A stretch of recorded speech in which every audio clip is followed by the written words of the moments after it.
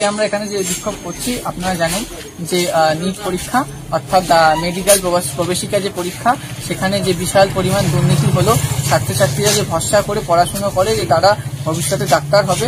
আমরা দেখলাম যে এই পরীক্ষায় এবছর 2024-এ 67 জন সম্পূর্ণ 720-র মধ্যে 720 মার্কস পেল। শুধু তাই নয়, আমরা দেখলাম যিনি সেকেন্ড হলেন তিনি এমন একটি নাম্বার পেলেন 719 এবং 718, যা বাস্তবে সম্ভব নয়।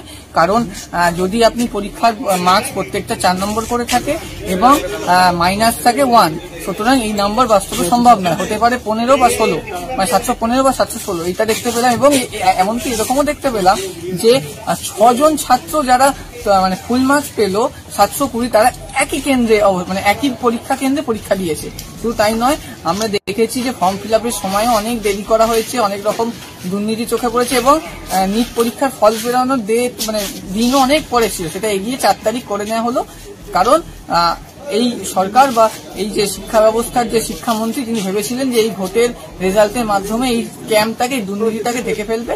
কিন্তু তৃণমূল ছাত্র পরিষদ এবং কাস্তাপাড়া কলেজ তৃণমূল ছাত্র পরিষদ এর তীব্র প্রতিবাদ করছে। আমরা চাই যে এটার সঠিক তদন্ত হোক এবং ছাত্রছাত্রীদের জীবন নিয়ে এরকম ছেলেখেলা যেন কেন্দ্রীয় সরকার পরবর্তীকালে না করে। হ্যাঁ, ইউজিসি নেট বাতিল করা হয়েছে কারণ তারা আশঙ্কা করছে যে এটাতেও দুর্নীতি ঢুকে গেছে। কারণ এই শিক্ষা ব্যবস্থা এবং এই যে কেন্দ্রীয় সরকার, যে সরকার বর্তমানে 2টো টার্ম পূর্ণ করে 3 নম্বর টার্মে পড়লো, আমরা দেখলাম যে মানে এই দুর্নীতি এই সরকারের সঙ্গে যুক্ত হয়ে গেছে। শিক্ষা ব্যবস্থায় কোনো মান নেই এবং তারা যে ছাত্রছাত্রী চাকরির কথা অতীতে বলেছিল সেটারও কোনো বাস্তবতা আমরা দেখতে পাচ্ছি না। সুতরাং এই আস্তে আস্তে দেখবেন সব প্রবেশিকা পরীক্ষাগুলো বন্ধ করে দেবে এরা, কারণ এরা স্ক্যামে ভরিয়ে দিয়েছে, দুর্নীতিতে ভরিয়ে দিয়েছে সরকার। উচ্চশিক্ষার উপর আঘাত টানার চেষ্টা করা হচ্ছে। অবশ্যই উচ্চশিক্ষার মধ্যে আঘাত বলতে এই যে কেন্দ্রীয় সরকার ওরা চাইছে যত, ওই যে একটা কথা আছে না, মানুষ যত বেশি জানবে, যত বেশি শিখবে, তত তাদেরকে ভালো করে শাসন করা যাবে।